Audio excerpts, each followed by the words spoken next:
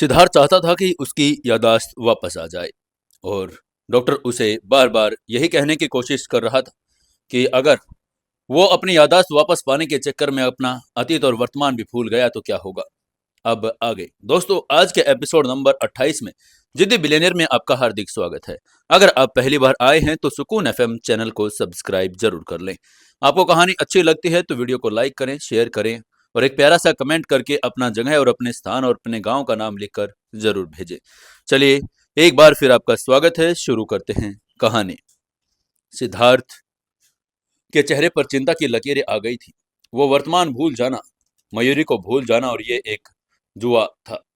Weekend में हेमराज और सारिका औपचारिक रूप से मयूरी के मायके मेहरा परिवार के घर पहुंचे। धर्मपाल और हेमराज सुबह से ही तैयारियों में जुटे हुए थे। चंचल ने हड़बड़ाहट में कहा, गुलेरिया परिवार आ रहा है, कोई कमी नहीं होनी चाहिए। वो बहुत ज्यादा घबराई हुई थी। तभी सिद्धार्थ ने उसको शांत करके कहा, माँ, वो लोग इंसान नहीं खाते, आप बस नॉर्मल रहिए। वो उनको समझा ही रहा था, तभी दरवाजे की घंटी बजी। धूप खिली हुई थी। हेमराज और सारिका हाथों में गिफ्ट लिए दरवाजे पर खड़े थे। वातावरण औपचारिक होते हुए गर्मजोशी से भरा था। लिविंग रूम में चाय की चुस्कियों के बीच सारिका ने तभी कहा, मिसेज मेहरा, मयूरी हमारे घर की लक्ष्मी है और उसके आने से घर में रौनक आ गई है। उसकी बात सुनकर चंचल को राहत मिली। सारिका ने आगे कहा, डिलीवरी के बाद मयूरी और बच्चा हमारे साथ रहेंगे। गुलेरिया परिवार में पहली संतान है, मैं खुद देखभाल करूंगी इसकी। चंचल, जो अपनी बेटी को अपने पास रखना चाहती थी, वो तुरंत बोली, लेकिन बेटी को माँ की जरूरत होती है, वो यहाँ भी रह सकती है। माहौल में हल्का सा तनाव आ गया। दोनों ग्रैंड माँ अपने नानी पोते पर हक जमाना चाहती थी। तभी सिद्धार्थ ने बीच बचाव करके कहा, माँ, सासू माँ, आप लोग लड़िए मत। मयूरी और बच्चा कहीं नहीं जा रहे, वो हॉस्पिटल से सीधे ही टी पेविलियन विला जाएंगे। उसकी बात सुनकर हेमराज हंस पड़ा। उन्होंने हंसकर कहा, देखो, पिता ने फैसला सुना दिया, अब तुम दोनों कुछ नहीं कर सकती। इसी के साथ सब हंस पड़े। थोड़ी देर बाद महिलाएं किचन में चली गई। हेमराज और धर्मपाल अब बातें करने लगे, लेकिन सिद्धार्थ ने देखा कि उसके पापा बार बार किचन की ओर देख रहे हैं जहां चंचल खड़ी थी। सिद्धार्थ ने पानी पीकर पूछा, पापा, आप क्या देख रहे हैं? हेमराज ने माथे पर शिकन डाली और जवाब देकर कहा, मुझे मयूरी की माँ कुछ जानी पहचानी लग रही है, जैसे मैंने उन्हें पहले कहीं देखा हो। सिद्धार्थ ने अपनी पैनी निगाहों से अपनी पापा कर गड़ाकर आगे कहा, अब आप ये मत कहिएगा कि मेरी सासू माँ भी आपको अच्छी लगती है। हेमराज झेंप गए। उन्होंने तुरंत सिद्धार्थ को डांट कर कहा, बकवास बंद करो सिद्धार्थ, तुम्हारी माँ की जगह कोई नहीं ले सकता। ये कहकर वो वहां से हट गए, लेकिन उनकी आंखों में एक सवाल अभी भी तैर रहा था, आखिर कौन थी ये मयूरी की माँ? खाने के बाद जब सब चले गए, मयूरी ऊपर अपनी छोटी लेबोरेटरी में गई। उसने केमिस्ट्री और गार्डनिंग का अपना शौक जारी रखा था। बालकनी में पर्पल मंडला के फूल खिले थे। एक एकाग्रचित होकर फूल की पंखुड़ियों को पीस रही थी और तभी सिद्धार्थ फलों की प्लेट लेकर आया। उसने चुपचाप ड्रैगन फ्रूट का एक टुकड़ा उसके मुंह में डाल दिया। मयूरी ने खाकर कहा, थैंक यू। तभी सिद्धार्थ ने गहरे बैंगनी फूलों को छूकर पूछा, ये कौन सा फूल है? तभी मयूरी ने जवाब देकर कहा, ये पर्पल मंडला है। और उसकी उंगलियां सावधानी से रस निकाल रही थी। सिद्धार्थ ने उसके बीच करीब आकर कहा, तुम इसे किस तरह की वाइन बनाना चाहती हो? मयूरी ने एक पल सोचा और फिर अपनी शरारती आंखों से उस आदमी को देखकर कहा, हबी, क्या आपको मंडला की फ्लावर लैंग्वेज और उसके रहस्य पता है? सिद्धार्थ ने उसे प्रश्नवाचक चिन्ह से देखा। हवा में फूलों की मादक सुगंध थी। मयूरी की आंखों में एक गहरा राज छिपा था, जो आने वाले तूफान या शायद किसी गहरे प्रेम की तरफ इशारा कर रहा था। तभी मयूरी ने उसकी तरफ देखकर कहा, अरे नहीं, मेरे पति को रोमांस के बारे में कुछ नहीं पता। पर्पल मंडला की फ्लावर लैंग्वेज बहुत ही रहस्यमयी और भयानक होती है, इसलिए मेरी रेड वाइन एक मजबूत और प्रभावशाली स्वाद वाली होगी। रेड वाइन बिल्कुल प्यार की तरह है और हर फूल की भाषा अलग होती है। जब उन्हें नन्हे मास्टर सिद्धार्थ का जन्म होगा तो मैं फ्लावर लैंग्वेज सीरीज वाली वाइन बनाना चाहती हूँ। सिद्धार्थ ने पूछा, फ्लावर लैंग्वेज सीरीज? उसकी आवाज में कौतुक था। मयूरी ने सिर हिलाकर कहा, हाँ, भले ही गुलदाउदी पानी की तरह बेस्वाद हो, मैं उससे भी एक बेहतरीन वाइन बना सकती हूँ। एक दिन मैं पूरे वाइन इंडस्ट्री में अपना नाम रोशन करूंगी। सिद्धार्थ उसके मौलिक विचार और कॉन्फिडेंस से मंत्रमुग्ध हो गया। वो खुद को नहीं रोक पाया और उसके छोटे से चेहरे को चूम कर बोला, तुम बहुत शानदार बनी, अपना नाम रोशन करोगी, मैं तुम पर यकीन करता हूँ। इसके बाद वो रूम में चले गई। माहौल रूमानी हो गया था, लेकिन तभी सिद्धार्थ के चेहरे पर शिकन आ गई। उसने झिझक कर कहा, मयूरी, मैं 2 दिन के लिए बिजनेस ट्रिप पर इंग्लैंड जा रहा हूँ। मयूरी चौंक गई। उसकी बाहें सिद्धार्थ की कमर से हट गई। उसने थोड़ा नाराजगी भरे स्वर में कहा, अभी तुमने कहा था कि तुम विदेश जाने के बजाय मेरे साथ रहोगे। मेरी डिलीवरी की तारीख नजदीक है। मुझे डर लगता है कि मैं चाहती हूँ कि हमारा बच्चा सबसे पहले अपने मम्मी पापा दोनों को देखे। सिद्धार्थ ने उसे समझाने की कोशिश करके कहा, मैं बस 2-3 दिन में वापस आ जाऊंगा। कुछ बहुत जरूरी काम है। तुम अच्छे बच्चे की तरह मेरा इंतजार करना, ठीक है? मैं वहां से तुम्हारे लिए एक अच्छा सा गिफ्ट लेकर आऊंगा। आगे से मयूर ने नखरे दिखाकर कहा, नहीं, मुझे नहीं चाहिए कोई गिफ्ट, मुझे बस तुम चाहिए। सिद्धार्थ जानता था कि अगर मयूरी ने जिद पकड़ ली तो झुकना पड़ेगा, इसलिए वो बचने के लिए बाथरूम की तरफ बढ़ा और उसने जाते जाते कहा, मैं नहाने जा रहा हूँ। मयूरी बिस्तर पर बैठी रही। उसका मन बेचैन था। सिद्धार्थ का व्यवहार आज कुछ अजीब था। उसका फोन बिस्तर पर पड़ा था। वो एक पल हिचकिचाकर बाद उसने फोन उठा लिया और कॉल लॉग में नितेश मारवा का नाम सबसे ऊपर था। उसने नितेश को मैसेज किया, सिद्धार्थ कल इंग्लैंड आ रहे हैं। दूसरी तरफ से तुरंत जवाब आया, हाँ, क्या तुम साथ में आ रही हो? मयूरी ने आगे मैसेज किया, नहीं, मुझे डर है सब चिंतित होंगे, क्या वो सब सेफ है? नितेश ने डिटेल में जवाब देकर कहा, चिंता मत करो, हिप्नोसिस में कोई खतरा नहीं है। सबसे बुरी स्थिति में है वो बस फिर अपनी यादाश्त खो देंगे। यादाश्त खो देना, यह शब्द मयूरी के दिल में तीर की तरह चुभे। तो ये बात थी, वो बिजनेस ट्रिप पर नहीं बल्कि अपनी यादें वापस लाने के लिए इलाज करवाने जा रहा था। तभी बाथरूम में पानी की आवाज बंद हुई। मयूरी ने जल्द से मैसेज डिलीट किए और सोने का नाटक किया। सिद्धार्थ बाहर आया। उसे सोता देखकर राहत की सांस ली और उसने अपनी बाहों में भरकर सो गया। अगली सुबह एयरपोर्ट पर सिद्धार्थ ने चेतन को निर्देश दिया। चेतन ने इधर उधर देखकर पूछा, सर, मैडम नहीं आई?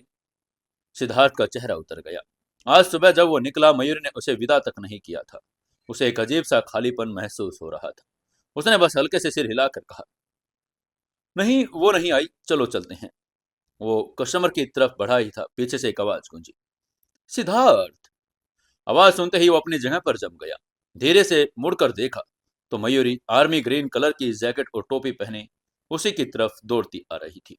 सर्दी से उसकी नाक लाल थी और वो अकेली नहीं थी, उसके पीछे पूरा परिवार खड़ा था। माता पिता सास ससुर सब मौजूद थे। उसकी सास चंचल ने उसको डांट कर कहा, सिद्धार्थ, तुम हद से ज्यादा जिद्दी हो। तुम सर्जरी के लिए अकेले कैसे जा सकते हो? क्या हम परिवार नहीं हैं? सारिका ने भी उसकी बात को आगे बढ़ाकर कहा, मैंने नितेश से बात की है, यह सिर्फ हिप्नोसिस ट्रीटमेंट है। तुमने हमें बताया क्यों नहीं? तभी हेमराज ने खड़ी देखकर कहा, अरे सब लोग बकवास बंद करो, फ्लाइट छूट जाएगी। सिद्धार्थ, तुम मयूरी को साथ ले जाओ। सिद्धार्थ अभी भी स्तब्ध था। तभी उसके पिता ने मयूरी का बैग उसे थमा कर कहा, जाओ जाओ, एक दूसरे का ख्याल रखना। और मयूरी ने उसका हाथ थामा। उसकी उंगलियों में गर्माहट थी। उसने मुस्कुराकर कहा, अभी चलें। फ्लाइट में बैठते ही सिद्धार्थ ने गंभीर होकर कहा, मयूरी, तुम बहुत जिद्दी हो। मयूरी की आंखों में आंसू आ गए। उसने उसके कंधे पर मुक्का मार कर कहा, और तुम बहुत शेल्फिश हो। क्या तुम चाहते थे कि मैं घर पर बैठकर रोती रहूं? अगर तुम्हारी यादाश्त वापस नहीं आई या तुम फिर मुझे भूल गए तो मैं क्या करूंगी? मैं तुम्हारे साथ रहना चाहती हूँ, चाहे कुछ भी हो। उसने सिसक कर आगे कहा, तुम अकेले सब कुछ सहने की आदत क्यों कर रहे हो? हम सब तुमसे प्यार करते हैं, हमें भी तुम्हारा बोझ बांटने दो। सिद्धार्थ का दिल पसीज गया। उसने मयूर को कसकर गले लगा लिया, लेकिन उसके बालों को चूम कर बोला, माफ करना मेरी जान, मैं गलत था। दरअसल मुझे भी डर लग रहा था। डर था कि अगर थेरेपी फेल हुई तो तुम्हारी आंखों में निराशा देखूंगा। आगे से मयूर ने आंसू पोंछ कर मुस्कुराने की कोशिश करके कहा, डरपोक कहीं के, इस बार तुम अकेले नहीं हो। मॉम, डैड, नन्ना, सिद्धार्थ सब तुम्हारे साथ हैं। तुम हार नहीं मानोगे। दोनों के बीच का तनाव पिघल गया। उन्होंने एक दूसरे को गहरे आश्वस्त करने वाले किस में बांध लिया। वहीं उधर लंदन में दोपहर हो चुकी थी। नितेश मारवा अपने क्लिनिक में उनका इंतजार कर रहे थे। सफेद लैब कोट और सुनहरे फ्रेम वाले चश्मे में वो बहुत सौम्य लग रहे थे। जैसे ही सिद्धार्थ और मयूरी ने उनके क्लिनिक में एंटर किया, उसने सम्मान के साथ खड़े होकर कहा, सिद्धार्थ तुम आ गए। फिर उसकी नजर मयूरी पर पड़ी। उसने मयूरी की तरफ मुड़कर कहा, मयूरी कैसी हो? मयूरी ने मुस्कुराहट में जवाब देकर कहा, मैं ठीक हूं नितेश भाई। तभी सिद्धार्थ ने चिढ़कर कहा, कौन से भाई? तुम्हें इसको नितेश अंकल कहना चाहिए। उसे भाई वाला संबोधन बिल्कुल पसंद नहीं था। वहीं नितेश ने उसे इग्नोर किया और एक फाइल उठाकर बोला, चलो मास्टर मोहिंदर अरोड़ा आ गए हैं। इसके बाद जैसे वो कैबिन से बाहर निकले, गलियारे में उन्हें दो लोग मिले। मास्टर मोहिंदर अरोड़ा, एक प्रसिद्ध हिप्नोसिस एक्सपर्ट, और उनके पीछे एक यंग बेहद खूबसूरत महिला थी। महेंद्र ने इंट्रो करवा कर कहा, ये सुरभि है, मेरी सबसे होनहार स्टूडेंट और ऑक्सफोर्ड की टॉपर। ये डॉक्टर नितेश मारवा की एक्स स्टूडेंट भी रह चुकी है। तभी सुरभि ने शिष्टता से सिर झुकाकर कहा, डॉक्टर मारवा, यंग मास्टर सिद्धार्थ, हेलो। जैसे नितेश और सुरभि की नजरें मिली, एक अजीब सा सन्नाटा छा गया। सिद्धार्थ ने तुरंत भांप लिया कि इनके पूछ कुछ गहरा अतीत है। उसने एक तिरछी नजर हितेश नितेश पर डाली, जिससे उसके चेहरे पर भाव शून्यता आ गई। तभी महेंद्र ने उन सभी से कहा, हम अभी सेशन शुरू कर सकते हैं। सफलता की संभावना 70% है। उसकी बात सुनकर मयूरी घबरा गई। उसने घबरा कर कहा, अभी? तभी सुरभि ने उसे सांत्वना देकर कहा, मिसेज गुलेरिया घबराइए मत, बस सोने के जैसा है, जैसा कोई फिजिकल नुकसान नहीं होगा। तभी सिद्धार्थ ने मयूरी का हाथ दबाकर कहा, हनी बाहर इंतजार करो, मैं जल्द ही वापस आ जाऊंगा। ये कहकर उसने उन लोगों के साथ अंदर जाने की बात कर ली। मयूरी बस उसको जाते हुए देख रही थी। हिप्नोसिस रूम शांत और आरामदायक था। सिद्धार्थ कुर्सी पर लेट गया था। तभी सुरभि ने देखा कि एसी तेज है तो वो एक कंबल उठाने के लिए आगे बढ़ी, लेकिन उससे पहले एक और हाथ ने कंबल पकड़ लिया। वो हाथ नितेश का था। सुरभि ने ऊपर देखा। चश्मे के पीछे नितेश की आंखें उसे ही देख रही थी। वो थोड़ा असहज होकर पीछे हट गई और उसने जबरदस्ती मुस्कुराने के लिए कहा, डॉक्टर नितेश प्लीज। नितेश ने कंबल सिद्धार्थ को उड़ाया। सिद्धार्थ ने अपनी आंखें खोली और फुसफुसाकर नितेश से कहा, क्या अपने पहले प्यार को देखकर दिल की धड़कन बढ़ गई? आगे से नितेश ने धीमी आवाज में कहा, चुप रहो और अपने काम में से काम रखो। लेकिन उसके कान थोड़े लाल हो गए थे। तभी महेंद्र ने सेशन शुरू करके कहा, यंग मास्टर सिद्धार्थ, अब अपनी आंखें आप बंद कर लें। इधर सेशन शुरू हो गया था और वहीं उधर बाहर मयूरी बेचैनी से टहल रही थी। लगभग आधे घंटे बाद दरवाजा खुला। नितेश मारवा बाहर आए। उनका चेहरा गंभीर था। मयूरी ने दौड़कर उनके पास आकर पूछा, क्या हुआ नितेश? नितेश ने सिर हिलाकर जवाब देकर कहा, सफल नहीं हुआ। सिद्धार्थ का दिमाग बहुत मजबूत है। उसने अपने अवचेतन मन में एक दीवार बना रखी है। महेंद्र उसके सपनों और यादों में प्रवेश नहीं कर पाई। वो सहयोग नहीं कर रहा है। मयूरी हैरान थी। उसने हैरानी भरी आवाज में कहा, सहयोग नहीं कर रहा? लेकिन वो तो यहाँ खुद आया है। आगे से नितेश ने कंधे उचकाकर कहा, शायद उसे डर है।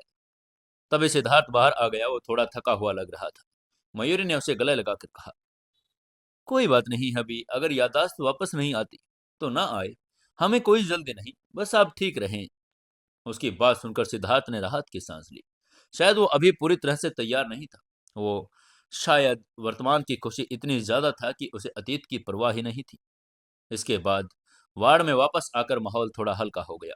मयूरी सेब छील रही थी। सिद्धार्थ बिस्तर पर लेटा नितेश को देख रहा था, जो अब अपना कोट उतारकर रिलैक्स हो रहा था। तभी सिद्धार्थ ने शरारती मुस्कान के साथ कहा, नितेश तुम्हारा और शोभी का क्या हुआ? मुझे याद है ऑक्सफोर्ड में तुम दोनों परफेक्ट कपल माने जाते थे। ये सुनते ही मयूरी ने भी इंटरेस्ट दिखाकर कहा, ओह तो वो आपकी एक्स गर्लफ्रेंड थी, क्या आपने डेट किया था? नितेश ने जवाब देने से पहले सिद्धार्थ से जोर हंसकर बोला, हाँ सिर्फ डेट नहीं, वो उसका पहला प्यार थी। 6 साल साथ रहे, फिर ब्रेकअप हो गया। और देखो, हमारा नितेश अभी तक सिंगल है। नितेश तुम 31 के हो गए हो, शादी कर लो, वरना मेरे बेटे को भी कुंवारा ही रहना पड़ेगा तुम्हारी संगत में। सिद्धार्थ की बात सुनकर नितेश ने उसे घूर कर देखा, लेकिन कमरे में अब तनाव नहीं बल्कि दोस्तों की हंसी गूंज रही थी। अतीत की परछाइयां थी। लेकिन वर्तमान के रिश्ते ज्यादा मजबूत थे। लंदन के हॉस्पिटल के कमरे में अब हल्की धूप खिली थी। मयूरी ने मुस्कुराकर सेब काटा और एक टुकड़ा टूथपिक से उठाकर सिद्धार्थ के मुंह में डाल दिया। सिद्धार्थ ने सहजता से उसका कंधा थाम लिया और उसे अपनी बाहों में भर लिया। मयूरी का चेहरा शर्म से लाल हो गया। उसने धीरे से कहा, तुम क्या कर रहे हो? यहाँ कोई आ सकता है। सिद्धार्थ ने लापरवाही से कहा, अरे उसकी कोई चिंता मत करो। तभी दरवाजे पर दस्तक हुई। सुरभि अंदर आ गई। उसके हाथ में एक ट्रे थी। उसने मजाक करके कहा, ओह माफ करना, मैं 17 साल की हूँ और मुझे कुछ दिखाई नहीं देता। वो बस एक नर्स आपका खाना पहुंचाना चाहती थी। मैं रास्ते में थी तो ले आई। मयूरी झट से सिद्धार्थ से अलग हो गई। उसने मुस्कुरा कर कहा, थैंक यू डॉक्टर सुरभि। उसका चेहरा अभी भी शर्म से लाल था। सुरभि ने मयूरी के खिलते हुए चेहरे को देखा और पूछा, लगता है यंग मास्टर सिद्धार्थ और आपकी केमिस्ट्री बहुत अच्छी है। क्यों याददाश्त पर भी आपकी भावनाओं पर कोई असर नहीं पड़ा? सिद्धार्थ का हाथ एक पल के लिए रुक गया। उसने गंभीरता से पूछा, डॉक्टर सुरभि, मैं यहाँ अपनी याददाश्त वापस पाने ही आया हूँ। सुरभि ने सिर हिलाया और चली गई। उसके जाने के बाद मयूर ने एक्साइटमेंट में पूछा, सिद्धार्थ, नितेश भाई और सुरभि का रिश्ता अब कैसा है? सिद्धार्थ ने सूप का चम्मच मयूरी के मुंह में बढ़ाकर बोला, वो ऑक्सफोर्ड के जमाने से एक दूसरे को जानते हैं। दोनों मेडिकल के छात्र थे। दोनों ही टैलेंटेड और दोनों ही थोड़े घमंडी थे। उन्हें पहली नजर में प्यार हुआ। 6 साल तक साथ रहे। लेकिन नितेश का परिवार सुरभि को पसंद नहीं करता था, क्योंकि वो एक साधारण परिवार से थी। ये सुनते ही मयूरी ने तुरंत पूछा, तो क्या उन्होंने हार मान ली? सिद्धार्थ ने सिर हिलाकर कहा, नहीं, नितेश ने परिवार छोड़ दिया। सुरभि के साथ यूनिवर्सिटी के पास एक छोटा सा घर लेकर रहने लगा। मैंने एक बार उन्हें बारिश में देखा था, एक टेलीफोन बूथ के अंदर। वो दुनिया को भूलकर एक दूसरे में खोए हुए थे। सिद्धार्थ की आंखों में चमक थी। मयूरी का चेहरा यह सुनकर लाल हो गया। उसने धीरे से पूछा, तो वे लिव इन में थे, इसका मतलब? सिद्धार्थ ने शरारत में उसके कान में फुसफुसा कर कहा, मैं एक बार उनसे मिलने गया था। अंदाजा लगाओ मुझे नितेश के कंप्यूटर में क्या मिला? कुछ फिल्में। मयूरी ने शर्म से अपने कान ढक लिए और सिर हिलाकर कहा, मुझे नहीं सुनना। यह देखकर सिद्धार्थ ने हंसकर कहा, लेकिन सच्चाई यह है कि वो छोटे से कमरे में अलग अलग सोते थे। उसने शादी से पहले उसे कभी नहीं छुआ। वो एक जेंटलमैन है। उसकी बात सुनकर मयूरी ने राहत की सांस लेकर कहा, वो वाकई अच्छे इंसान हैं, बिल्कुल तुम्हारी तरह। जब तुमने 17 साल की उम्र में। तभी सिद्धार्थ ने उसकी बात को बीच में काट कर कहा, हाँ हाँ, अब खाना खिलाओ। लेकिन उसके चेहरे पर संतोष था। खाना खाने के बाद मयूरी बाहर निकली तो सुरभि उसका इंतजार कर रही थी। सुरभि ने उससे पूछा, मिसेस गुलेरिया, क्या मैं आपसे 2 मिनट बातें कर सकती हूँ? डॉक्टर मारवा ने आपको बताया होगा कि सिद्धार्थ हिप्नोसिस में सहयोग नहीं कर रहे। क्या आप जानती हैं क्यों? मयूरी ने सिर हिलाकर पूछा, मुझे समझ नहीं आ रहा। वो तो यहाँ खुद आया था, फिर अब पीछे क्यों हट रहा है? तभी सुरभि ने अपनी जेब में हाथ डालकर कहा, यंग मास्टर सिद्धार्थ का दिमाग बहुत मजबूत है। अगर वो दिल से न चाहें तो कोई उन्हें हिप्नोटाइज नहीं कर सकता। वे इसलिए सहयोग नहीं करते क्योंकि वो डरते हैं। मयूरी ने चौंक कर फिर पूछा, डरते हैं मतलब? सुरभि ने सिर हिलाकर कहा, हाँ, उनके लिए अतीत का सिद्धार्थ और वर्तमान का सिद्धार्थ दो अलग अलग लोग हैं। पिछले 1 साल में आपके साथ उनकी जो यादें हैं, आपका फर्स्ट किस, आपकी शादी, आने वाला बच्चा, ये सब एक नए सिद्धार्थ की यादें हैं। उन्हें डर है कि अगर पुरानी यादें वापस आई तो ये नया सिद्धार्थ गायब हो जाएगा और वो अपने इस रूप को खोना नहीं चाहते जो आपसे इतना प्यार करता है। उसकी बात सुनकर मयूरी सन रह गई। उसने कभी नहीं सोचा था कि सिद्धार्थ अपने ही अस्तित्व को लेकर इतना असुरक्षित महसूस कर रहा होगा। इसके थोड़ी देर बाद रात के सन्नाटे में मयूरी सिद्धार्थ की बाहों में लिपटी थी। उसने धीरे से कहा, हबी, हम कल वापस घर चलते हैं। हमें ये इलाज नहीं चाहिए। उसकी बात सुनकर सिद्धार्थ चौंक गया।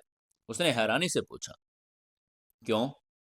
मयूरी ने मुस्कुराकर जवाब देकर कहा, क्योंकि आप सहयोग नहीं करना चाहते और मैं आपको मजबूर नहीं करूंगी। मुझे आप जैसे हैं वैसे ही पसंद हैं। उसकी बात सुनकर सिद्धार्थ ने गहरी सांस लेकर आगे कहा, मयूरी, मुझे माफ करना। मुझे डर है कि ये पिछला 1 साल सिर्फ एक सपना बनकर न रह जाए। जब मैं जागूं तो कहीं ऐसा न हो कि इस सपने में याद रखने वाला सिर्फ मैं ही हूं, कि शायद मैं इसे भी भूल जाऊं। आगे से मयूर ने उसकी उंगलियों में अपनी उंगलियां फंसाकर उसको समझा कर कहा, तुम मूर्ख हो, ये कोई उपन्यास नहीं जहां यादाश्त आते ही इंसान वर्तमान भूल जाएगा।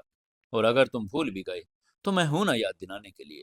मैं तुम्हें फिर से मुझसे प्यार करने पर मजबूर कर दूंगी। उसने शर्मा कर आगे कहा, सच कहूं तो मुझे ये नया सिद्धार्थ ज्यादा पसंद है। वो पुराने वाला बहुत गंभीर था। मैं उसके सामने नखरे दिखाने की हिम्मत भी नहीं कर सकती। लेकिन उस पुराने वाले की बिस्तर के मामले में ज्यादा तजुर्बा था। और तुम। तभी सिद्धार्थ ने उसे पलट दिया और उसके ऊपर झुक कर कहा, और मैं क्या? अपनी बात पूरी करो। उसकी आवाज में मदद चेतावनी थी। मयूरी ने हंसकर उसे गले लगाकर कहा, मैं दोनों से प्यार करती हूँ क्योंकि वो दोनों तुम ही हो। ऐसे मस्ती मजाक में वो दोनों एक दूसरे की बाहों में सो गए। अगली सुबह धूप खिड़की से अंदर आ रही थी।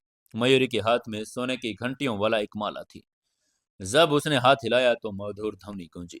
उसने मुस्कुराकर कहा, हबी, ये हमारे बच्चे के लिए है।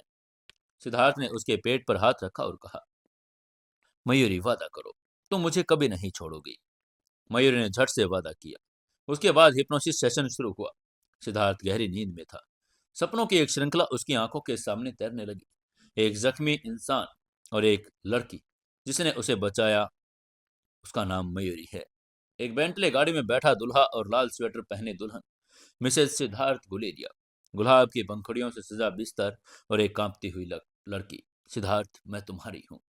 तभी दूर से आवाज गूंजी, यंग मास्टर सिद्धार्थ, अब जागने का समय है। सिद्धार्थ ने धीरे धीरे आंखें खोली। कमरे में महेंद्र, सुरभि और नितेश खड़े थे। एक कोने में नम आंखों के साथ मयूरी बैठी थी। और धीरे धीरे उसके पास गई और कांपते हाथों से उसका चेहरा छू कर बोली, सिद्धार्थ। सिद्धार्थ की निगाहें उस पर जमी थी। कुछ सेकंड बाद भारी खामोशी के उसके होठ हिले और एक धीमी गहरी आवाज निकली, वाइफी। ये सुनकर मयूरी के आंसू निकले। उसे यकीन नहीं हो रहा था कि थोड़ी देर बाद सिद्धार्थ बिस्तर पर बैठा था, पीठ सीधी, एक दूसरे पर पैर चढ़ाए। उसके हाथ में न्यूयॉर्क फाइनेंशियल न्यूज का अखबार था। और वो एक शब्द भी नहीं बोल रहा था, बस पढ़ रहा था। लेकिन मयूरी महसूस कर सकती थी कि हवा का रुख बदल गया है। जब उसकी याददाश्त नहीं थी, वो एक वफादार और प्यारे पति के जैसा था। लेकिन अब वो यंग मास्टर सिद्धार्थ था, कॉर्पोरेट वर्ल्ड का बेताज बादशाह। उसके बैठने के तरीके में, अखबार पकड़ने के अंदाज में और उसकी शांत आभा में एक ऐसी गरिमा और दबदबा था कि मयूरी को उसकी तरफ देखने में भी घबराहट हो रही थी। वो उसके सामने किसी सादे कागज की तरह महसूस कर रही थी। अचानक आई उस भारी और अधिकारपूर्ण आवाज ने मयूरी को चौंका दिया। सिद्धार्थ ने उससे पूछा, क्या तुमने सेब छील लिया? लेकिन उसकी आंखों में न्यूज़पेपर से नहीं हटी। आवाज सुनते ही मयूरी हड़बड़ा गई। उसने कहा, ओह हाँ हाँ। वो सेब छीलते छीलते उसे ही घूर रही थी। उसने देखा कि सेब बुरी तरह छीला गया है, जैसे किसी चूहे ने कुतरा हो। शर्मिंदा होकर उसने कहा, मैं दूसरा छील कर लाती हूँ। वो मुड़ने ही वाली थी, एक मजबूत हाथ ने उसकी कलाई पकड़ ली। सिद्धार्थ ने न्यूज़पेपर नीचे रखा।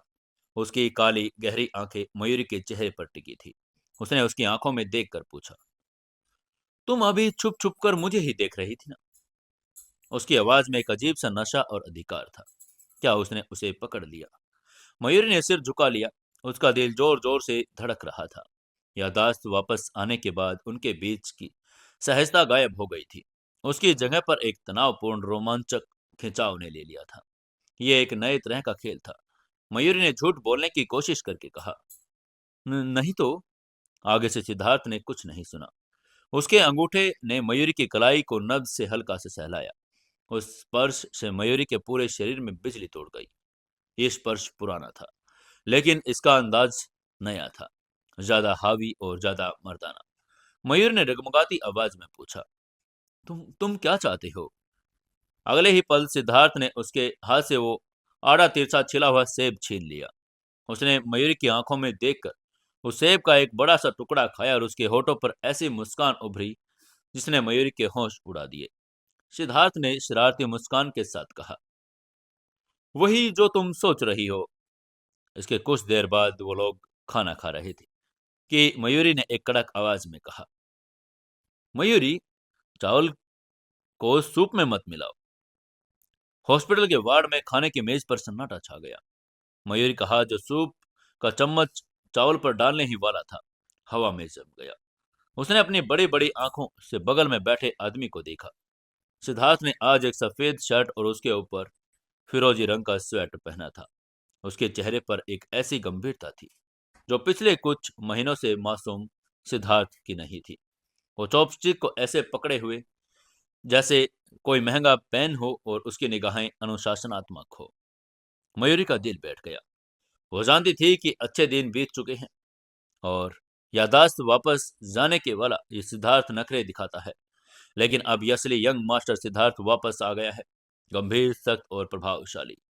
उसने चुपचाप अपना चम्मच नीचे रख दिया, लेकिन उसके चेहरे पर नाराजगी साफ थी। उसने धीरे से विरोध करके कहा, मैं नहीं खाऊंगी। उसकी बात सुनकर सिद्धार्थ ने गहरी सांस ली। उसने अपने चॉपस्टिक्स नीचे रखी, मयूरी का कटोरा उठाया और उसमें से एक थोड़े से चावल डालकर उसमें मुंह के पास ले गया और बोला, मुंह खोलो।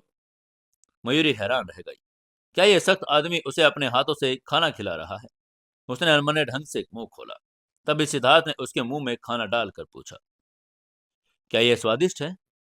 मयूरी ने चावल चबाकर उसकी कलाई पर बंधी महंगी घड़ी और सलीके से मुड़ी हुई आस्तीन को देखा, जिसे हाथ से वो करोड़ों के सौदे साइन करता था।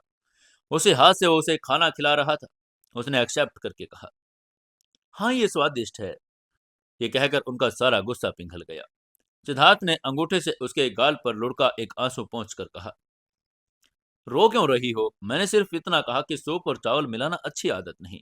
अब तुम बड़ी हो गई हो, एक मां बनने वाली हो। अब उसकी आवाज में डांट नहीं बल्कि एक अजीब सी कोमलता थी।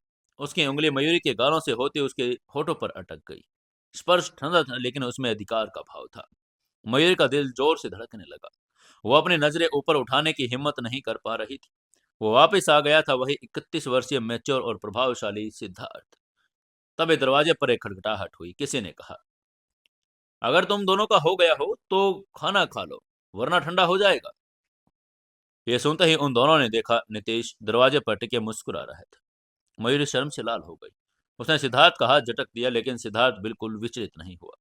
वो इत्मीनान से खड़ा हुआ, एक हाथ जेब में डाला और नीतीश को ठंडे निगाहों से देखा। सिद्धार्थ ने उसी लहजे में कहा, काफी देख लिया, अब जाओ अपना काम करो। जिस लहजे में नीतीश ने उसे टोका था, उसकी बात सुनकर नीतीश हंस पड़ा। उसने हंसकर कहा, हो बदला ले रहे हो?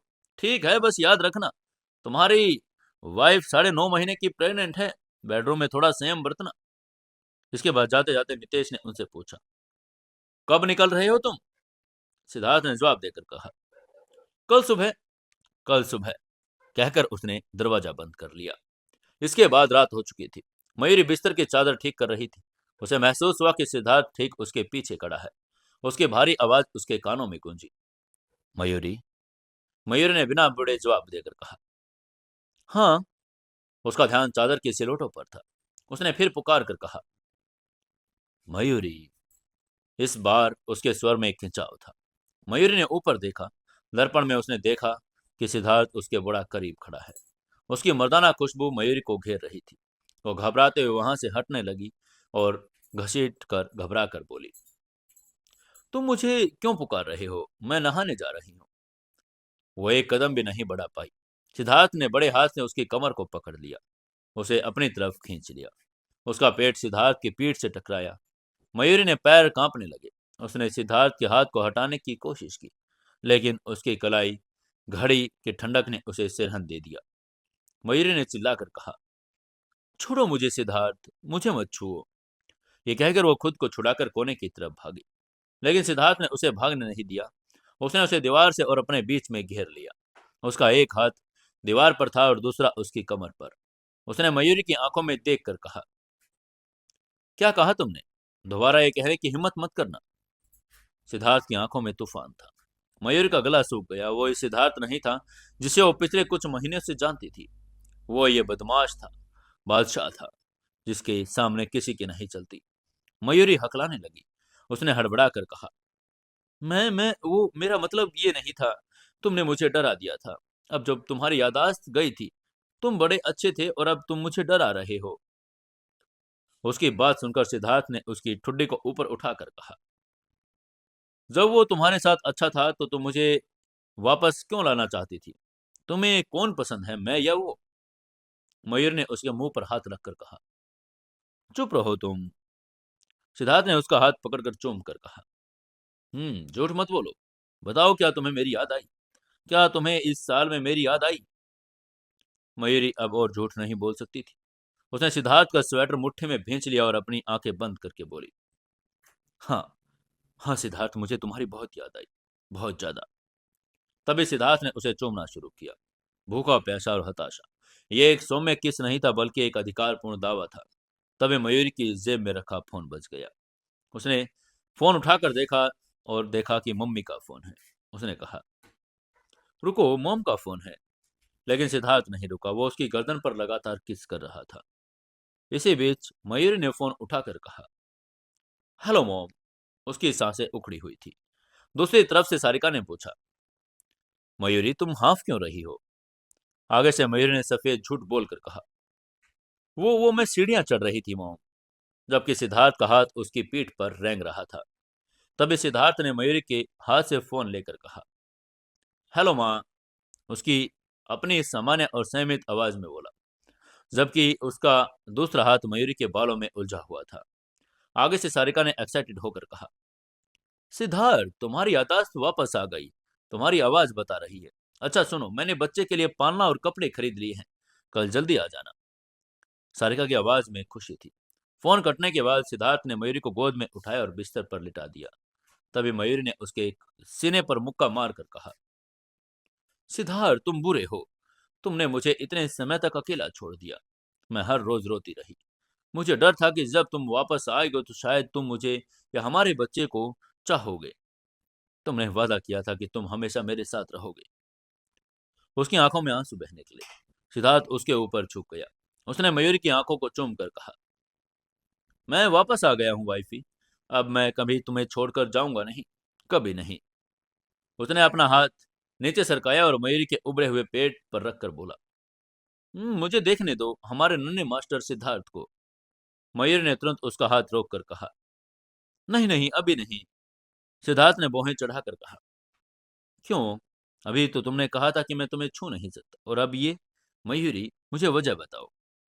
आगे से मयूरी ने अपना चेहरा तकिए में छिपा लिया। उसकी आवाज दबी हुई थी। उसने सिद्धार्थ की बात का जवाब देकर कहा, प्रेगनेंसी के कारण मेरा शरीर बदल गया है। मैं वैसे नहीं दिखती। मुझे डर है कि तुम। वो अपनी बात पूरी नहीं कर पाई और वो अपनी 20 इंच की कमर में खो चुकी थी।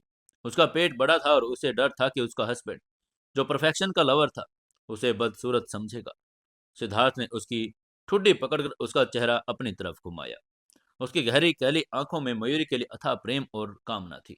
उसने धीरे से कहा, पागल लड़की, तुम्हें लगता है कि यह बदलाव तुम्हें बदसूरत बनाता है? मेरी नजर में तुम इस दुनिया की सबसे खूबसूरत औरत हो, और ये शरीर, ये उस प्यार का सबूत है जो हम दोनों का है। उसने उसके पेट से कपड़ा हटाना शुरू किया। उसने आंखों में एक ऐसी चमक थी जिसने मयूरी के सारे डर को पिघला दिया। तभी सिद्धार्थ ने मुस्कुराकर कहा, मुझे मेरे बेटे और अपनी वाइफ को देखने दो। तभी सिद्धार्थ ने प्यार से पुकारा, मयूरी। उसकी आवाज में एक हल्की डांट थी। मयूरी ने तुरंत अपनी छाती पीट कर नाटक करके कहा, हाँ सिद्धार्थ। सिद्धार्थ ने उसका छोटा सा हाथ पकड़ा और अपने होठों पर ले जाकर बोला, ये नन्हा सा चेहरा अभी कितना सुंदर है। ये कहकर उसने उसके गाल पर एक कोमल किस कर लिया। मयूरी खिलखिलाकर हंस पड़ी। सिद्धार्थ की आंखों ने उसे देखकर एक गहरा नशा उतर गया। उसकी नजर मयूरी के थोड़े सूजे हुए लाल होठों पर टिकी थी। मयूरी समझ गई कि आज रात कुछ न कुछ जरूर होगा, भले ही उसके हालात इसकी इजाजत न देती हो। तभी उसने मयूरी को छेड़कर कहा, मैं वादा करता हूँ, मैं शाम को हमारे छोटे मास्टर सिद्धार्थ को देखूंगा। अभी मम्मी पापा को एक दूसरे को अच्छे से देख लेने दो। और फिर उसकी कोमल गर्दन पर अपने होठ रख दिए। मयूरी ने उसे रोकने की कोशिश करके कहा, अरे सिद्धार्थ। लेकिन उसके हाथ कमजोर पड़ गई। तभी दरवाजे पर दस्तक हुई। सुरभि की आवाज आई, मिसेज गुलेरिया, स्नान का समय हो गया है। मयूरी ने राहत की सांस ली और सिद्धार्थ की पकड़ से खुद को छुड़ाकर कहा, डॉक्टर शुर भी, मैं आ रही हूँ। तभी आगे से सिद्धार्थ ने नाखुशी से भौहें चढ़ाकर कहा, अब कहाँ जा रही हो तुम? मयूरी ने उसका मुंह ढक कर कहा, धीरे बोलो, मैं डॉक्टर सुरभि के साथ एक स्पेशल स्नान के लिए जा रही हूँ। ये प्रेग्नेंट महिलाओं के लिए नेचुरल डिलीवरी के लिए अच्छा होता है। तुम यही नहा लो। उसकी बात सुनकर सिद्धार्थ का चेहरा उतर गया। अगर ये पुराना सिद्धार्थ होता तो मयूरी उसे मना लेती, लेकिन ये असली सिद्धार्थ था, सख्त और गंभीर। उसने बस उसे गले लगाया और कहा, अभी मैं जल्द वापस आ जाऊंगी। सिद्धार्थ ने उसके गाल पर हल्की सी चुटकी काट कर कहा, जाओ और सावधान रहना। गलियारे में मयूरी का सुरभि इंतजार कर रही थी। वो एक गहरे पीले और कोट और हील्स में बड़ी शालीन लग रही थी। तभी मयूरी ने उसके सामने एक ऑफर रखकर कहा, डॉक्टर सुरभि, हम एक दूसरे को नाम से बुला सकते हैं। मैं आपको दीदी कहूंगी और आप मुझे मयूरी कह सकती हैं। सुरभि ने मुस्कुराकर कहा, ठीक है मयूरी।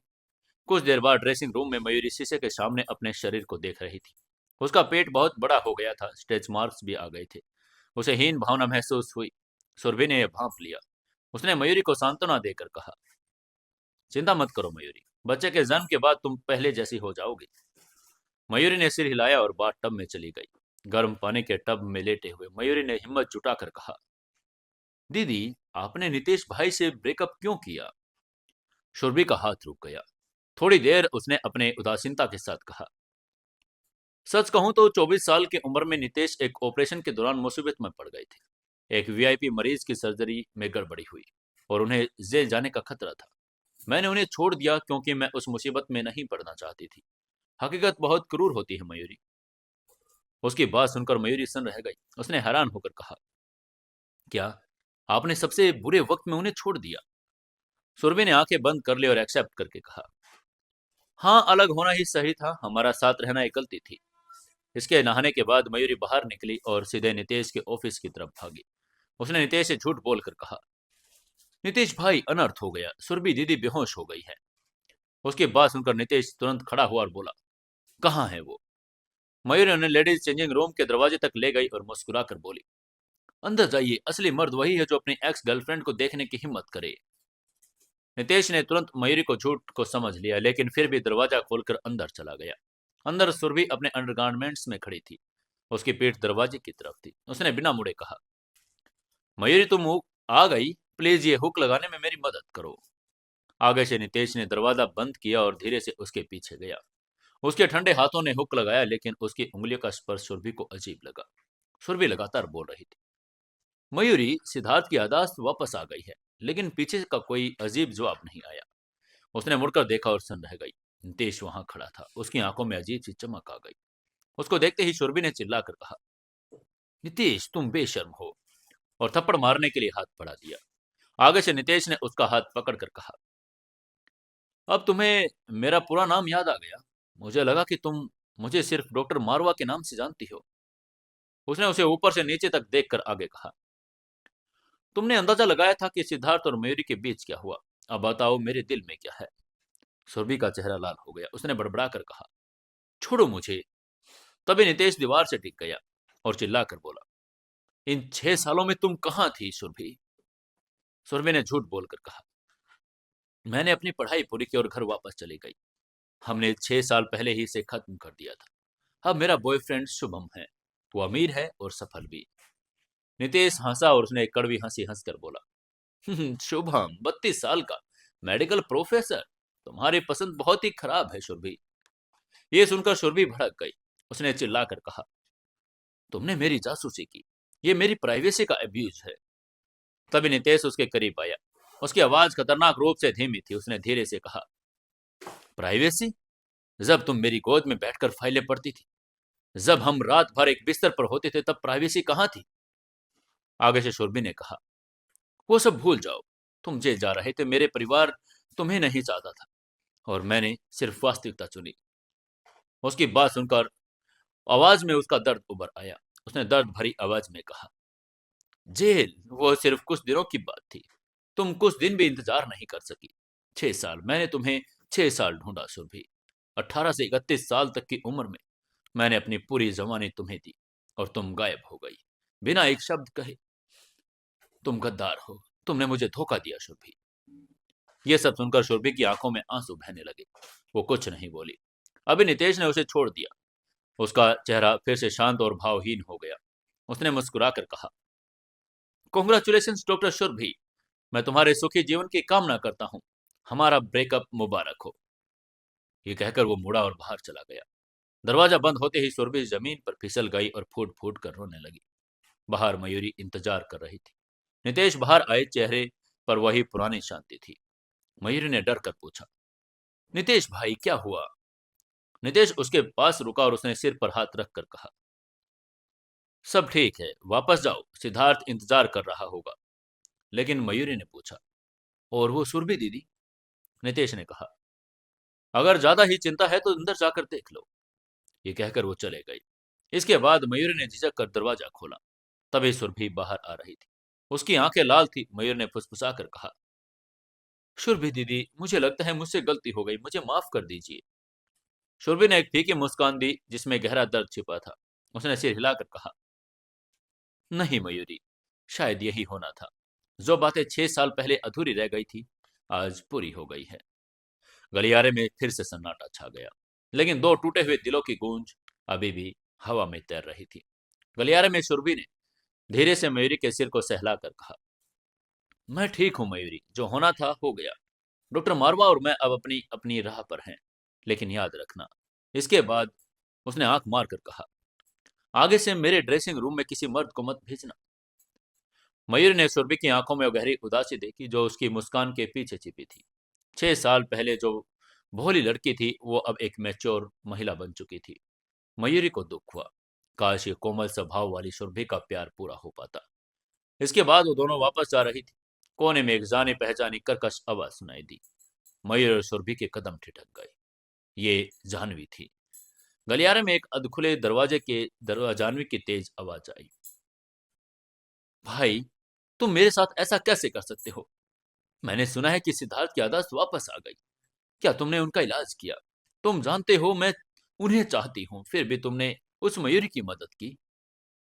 अंतर नितेश के स्वर कांप रहे थे और उसने कहा, जानवी, सिद्धार्थ और मयूरी हस्बैंड वाइफ है। कोई उन्हें अलग नहीं कर सकता। सिद्धार्थ के मन में तुम्हारे लिए कुछ नहीं। अपनी जिद छोड़ दो। आगे से जानवी ने रोकर अपने भाई के कपड़े खींचे। उसने चिल्लाकर कहा, मैंने इतने साल बर्बाद कर दिए, तुम मेरी मदद क्यों नहीं करते? क्या तुम डॉक्टर नहीं हो? यह बात सुनकर मयूरी का खून खोल उठा। इस औरत की धृष्टता की कोई हद नहीं थी। उसने झटके से दरवाजा खोल दिया। मयूरी ने उसको ताना मारकर कहा, मिस जानवी, अपने भाई को परेशान करना बंद करो। अगर सिद्धार्थ चाहिए तो मुझसे भीख मांगो, शायद मैं तरस खा जाऊं। उसकी बात सुनकर जानवी गुस्से में भी फर पड़ी। उसने चिल्लाकर कहा, मयूरी, इतना घमंड मत करो। पेट बड़ा हो गया, इसका मतलब यह नहीं कि खतरा टल गया। याद रखना, किसी भी पल कुछ भी हो सकता है। यह बिल्कुल सीधी धमकी थी। इससे मयूरी को गोदाम वाली किडनैपिंग याद आ गई। जानवी अब हताश थी और किसी भी हद तक जा सकती थी। तभी जानवी ने कड़े शब्दों में सुरभि को करारा जवाब देकर बोली, मिस मारवा, धमकी देना बंद करें। जानवी ने सुरभि को देखा और हंसकर कहा, ओह, तो ये है वो चिड़िया जो फिनिक्स बनना चाहती थी। मिस सुरभि, बड़े दिनों बाद दिखाई दे रही है। तभी नितेश ने बीच बिचाव करके कहा, बस बहुत हुआ, तुम दोनों जाओ यहां से। बाहर निकलते समय जानवी पागलों की तरह उनके पीछे भागी। मयूर के एक गर्भवती पेट को देखकर उसकी जलन ने उसे अंधा कर दिया। उसने अपना भारी हैंडबैग उठाया और पूरी ताकत से मयूरी की तरफ दे मारा। तब यह देखकर सुरभि ने चिल्लाकर कहा, मयूरी। ये कहकर मयूरी को बचाने के लिए उसके ऊपर झुक गई। तभी बैग किसी से टकराया, लेकिन सुरभि को दर्द नहीं हुआ। उसने एक जानी पहचानी ठंडी खुशबू का एहसास किया। कमर पर एक कोमल स्पर्श महसूस हुआ। उसने देखकर पीछे देखा तो नितेश ढाल बनकर खड़ा था। बैग उसके माथे पर लगा और खून की एक लकीर बह निकली। ये देखकर सुरभि घबरा गई। उसने घबरा कर कहा, तुम्हें चोट लगी है? उसकी उंगलियां कांप कर उनके घाव को छूने लगी। तभी मयूरी ने देखा कि सिद्धार्थ वहां आ गया है। वो अभी नहाकर आया था, बाल खिले थे और चेहरे पर एक ऐसा अंधकार था जिसने सबको सहमा दिया। जानवी उसको देखते ही कांप उठी। उसने धीरे से कहा, सिद्धार्थ।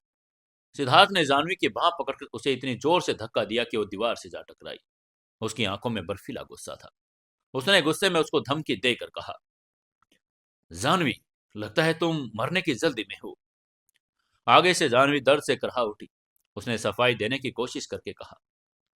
सिद्धार्थ, मैंने जानबूझकर नहीं। लेकिन सिद्धार्थ ने उसको बीच में काट कर कहा, बकवास बंद करो। 26 साल का इंतजार का रोना मत रो। मैंने तुमसे इंतजार करने को नहीं कहा था। अगर तुम्हें थोड़ी भी शर्म है तो यहां से भाग जाओ। जानवी अपमानित होकर वहां से भागी। जाते जाते उसे किसी का फोन करके बोली, मैं आपका ऑफर एक्सेप्ट करती हूँ, लेकिन मेरी एक शर्त है। वहीं मयूरी नितेश के पास जाना चाहती थी, लेकिन सिद्धार्थ ने उसे रोक दिया और खींचकर कमरे में ले गया। उसने नितेश से कहा, अपनी मुसीबत खुद संभालो। उन दोनों को जाने के बाद गलियारे में सन्नाटा था। शोरबी ने नितेश के घाव को देखा और धीरे से कहा, शुक्रिया। आगे से नितेश ने ठंडे स्वर में कहा, गलत फहमी मत पाना। तुम मेरी बहन की वजह से घायल होती, इसलिए मुझे बीच में आना पड़ा। उसकी बात सुनकर शिल्पी का दिल टूट गया। उसने दुखी मन से कहा, ठीक है, मुझे जाना है। जब वो मुड़ी, नितेश ने उसे पीछे देखा और एक हल्की दर्द भरी मुस्कान दी। वहीं उधर कमरे में लौटकर सिद्धार्थ बिस्तर पर लेट गया और अपना लैपटॉप खोल लिया। वो काम में मगन लग रहा था, लेकिन मयूरी जानती थी कि वो गुस्से में है।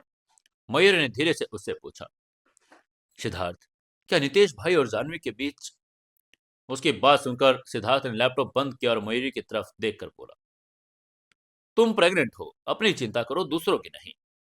उसकी बात सुनकर मयूरी का मुंह फूल गया। उसने नाराजगी भरे स्वर में कहा, मैं तो बस पूछ रही थी। आगे से सिद्धार्थ ने उसका चेहरा पकड़कर चूम कर कहा, अब खुश?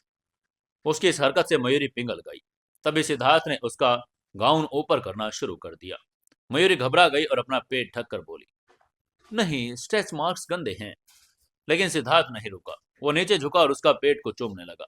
उसने मयूरी के पेट पर हल्का सा किस करके कहा, नन्हे मास्टर सिद्धार्थ, क्या तुम्हें पापा की याद आ रही है? उसकी कोमल बातें मयूरी के दिल को छू गई। तभी सिद्धार्थ ने आगे कहा, पापा को तुम्हारी बहुत याद आई। ये स्ट्रेच मार्क्स बदसूरत नहीं, बहादुर के निशान है। तुम दुनिया में सबसे खूबसूरत औरत हो मयूरी। मयूरी की आंखों में आंसू के आ गए थे और उसने सिद्धार्थ के बालों में उंगलियां फंसाकर कहा, तुम कितनी मीठी बातें करते हो। ये कहकर उसने उसकी नाक छुई। आगे से सिद्धार्थ ने मजाक में उसकी उंगली को हल्के से काट लिया, जिसे मयूरी ने आ भर कर कहा, आउच, क्यों काटा? आगे से सिद्धार्थ ने हंसकर कहा, नन्हे मास्टर सिद्धार्थ ने कहा था, इसलिए। तभी मयूरी के पेट पर एक जोरदार हलचल हुई। उसने आ भरकर कहा, उफ, उसने सच में लात मारी। सिद्धार्थ ने तुरंत अपना कान उसके पेट पर लगा दिया। वो अपने अजन्मे बच्चे की धड़कन और हलचल को महसूस कर सकता था। उस पल सारी दुनिया की चिंताएं, साजिशें उस खतरे से छोटे कमरे में बाहर थे। यहाँ सिर्फ प्यार था। सिद्धार्थ ने अपना कान उसके पेट से लगा दिया। उसके पेट पर लयबद्ध तरीके से थपथपा, एक दो, और बच्चे ने जवाब में फिर लात मारी। ये देखकर सिद्धार्थ ने एक्साइटेड होकर कहा, अरे देखो वाइफी, नन्हा मास्टर मुझसे बात कर रहा है। माहौल रोमानी हो गया। सिद्धार्थ ने उसे चूमना शुरू किया। उसकी उंगलियां मयूरी के पेट पर रेंगने लगी और मयूरी का शरीर सुन पड़ गया। मयूरी ने शर्म से लाल होकर कहा, सिद्धार्थ, तुम ये नहीं कर सकते, 9.5 महीने हो चुके हैं। आगे से सिद्धार्थ ने फुसफुसा कर कहा, डरो मत, मैं तुम्हारा और बच्चे का ख्याल रखूंगा। कमरे में प्यार की गर्माहट फैल गई। ये मिलन सिर्फ शरीर का नहीं, बल्कि दो रूहों का था, जो 1 साल के बिछो के बाद पूरी तरह हुआ था। अगले दिन जब मयूरी की आंखें खुली तो वो विमान में थी। सिद्धार्थ उसे निहार रहा था और उसने मुस्कुरा कर कहा, उठो वाइफी, हम दिल्ली पहुंच गए हैं। मयूरी हैरान थी। उसने हैरान भरी आवाज में कहा, हम पहुंच भी गए, मुझे पता भी नहीं चला।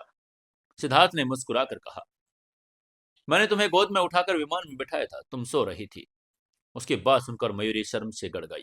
एयरपोर्ट पर चलते सिद्धार्थ ने उससे पूछा, रात को क्या खाओगी? तभी मयूरी की नजर एक बच्चे पर पड़ी जो आइसक्रीम खा रही थी। उसकी आंखों में लालच आ गया। सिद्धार्थ ने उसे देखा, फिर झुककर सबके सामने उसे चूम लिया। तभी आसपास की लड़कियों की चीखें सुनाई दी, वाओ, ये कितना रोमांटिक है। मयूरी सुन हो गई। तभी सिद्धार्थ ने उससे पूछा, अब भी आइसक्रीम चाहिए? मयूरी ने सिर हिलाकर कहा, नहीं। वहीं एयरपोर्ट के बाहर सारिका चंचल उनका इंतजार कर रही थी। उनको बाहर निकलते ही दोनों ने मयूरी को घेर लिया। सिद्धार्थ को बिल्कुल इग्नोर करके कहा, मयूरी, तुम आ गई, हमें तुम्हारी बहुत चिंता हो रही थी। इसके बाद सब गाड़ी में बैठे। सिद्धार्थ गाड़ी चला रहा था। सारिका ने कहा, सिद्धार्थ, अब तुम्हें एसयूवी चलानी चाहिए, क्योंकि आगे से बच्चे का सामान ज्यादा होगा। आगे से सिद्धार्थ ने एक बार से मुस्कान के साथ कहा। ठीक है माँ। ये कहकर सिद्धार्थ ने रियर व्यू मिरर में मयूरी को देखा। मयूरी भी उसे देख रही थी। उसकी आंखों में प्यार था। अचानक मयूरी के चेहरे का रंग उड़ गया। उसने तेज आंख भरकर कहा, माँ माँ मेरे पेट में दर्द हो रहा है। तभी चंचल ने उसको ध्यान से देखा और घबरा गई। उसने मयूरी से कहा, पानी की थैली फट गई है, मयूरी को लेबर पेन हो रहा है। सिद्धार्थ की पकड़ स्टीयरिंग व्हील पर कस गई। वो गाड़ी को सड़क किनारे रोकने लगा। तभी सारिका ने चिल्लाकर कहा, सिद्धार्थ तुम ये क्या कर रहे हो, हॉस्पिटल चलो, ये प्री मैच्योर डिलीवरी है। तभी सिद्धार्थ को होश आया। वो बस अपनी वाइफ को लेकर गले लगाकर उसे हिम्मत देना चाहता था, लेकिन यह वक्त भावनाओं का नहीं बल्कि एक्शन का था। उसने तुरंत एक्सीलेटर दबा दिया। उसके हाथ कांप रहे थे। वो 31 साल का कॉर्पोरेट किंग था, लेकिन इस पल वो सिर्फ घबराया हुआ हस्बैंड और पापा था। उसने मिरर में मयूरी के पीले पड़ते चेहरे को देखा। उसकी सूखी जीभ से होंठ काट कर, जब वाइफी डरो मत, बस पहुंच रहे हैं, एक पल रुको, मैं तुम्हारे साथ रहूंगा और हम मिलकर नन्हे मास्टर सिद्धार्थ का स्वागत करेंगे, बस सांसें लेती रहो। हॉस्पिटल के लेबर रूम में अफरा तफरी मची थी। मयूर का चेहरा पसीने से लथपथ था और बाल बिखर गए थे। उसने कराह कर कहा, ओह बहुत देर हो रहा है, बहुत दर्द हो रहा है, मैं और नहीं सहन कर सकती। तभी सिद्धार्थ स्टाइलर गाउन पहनकर अंदर आया। उसने मयूरी का हाथ पकड़कर चूम कर कहा, वाइफी तुम कर सकती हो, डरो मत, मैं यहाँ हूँ। आगे से मयूरी ने आ भर कर कहा, नहीं बहुत दर्द हो रहा है। तभी डॉक्टर ने निर्देश देकर कहा, जोर लगाइए, सिर दिख रहा है। सिद्धार्थ ने मयूरी को पसीने से भीगे माथे को सहलाकर कहा, सुना तुमने, हमारा बेटा आने वाला है, बस थोड़ा और जोर लगाओ। मयूर ने दर्द से अपने निचले होठों को जोर से काटा और खून निकलने लगा। सिद्धार्थ ने देखा, उसे देखा नहीं गया। उसने उसको होठों को चूम लिया। अचानक मयूरी का शरीर ढीला पड़ गया। डॉक्टर ने झुंझला कर कहा, सर आप अभी उसे चूम नहीं सकते। जब आप चूमते हैं तो पिघल जाती है और जोर लगाना बंद कर देती है। हमें ताकत की जरूरत है, रोमांस की नहीं। डॉक्टर की बात सुनकर नर्सें हंस पड़ी। सिद्धार्थ शर्मिंदा होकर पीछे हटकर बोला, माफ करना, मुझे पता नहीं था। मयूर ने दर्द के बीच सिद्धार्थ का घबराया हुआ चेहरा देखकर मुस्कुराने की कोशिश की। तभी दर्द की एक और लहर उठी। ओह, मयूर ने पूरी ताकत लगाकर आखिरी बार जोर लगाया। एक नवजात शिशु की किलकारी कमरे में गूंज गई। शाम की दोनहरी धूप खिड़की से अंदर आ रही थी।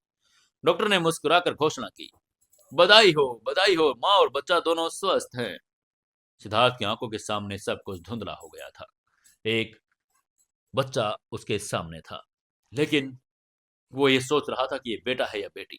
आखिर क्या था, क्या होगा, बेटा या बेटी? आप लोगों को क्या लगता है, कमेंट करके जरूर बताएं। चलिए जल्दी से कमेंट कीजिए और कल हम सुनेंगे नेक्स्ट एपिसोड। तब तक के लिए आपका बहुत बहुत नमस्कार।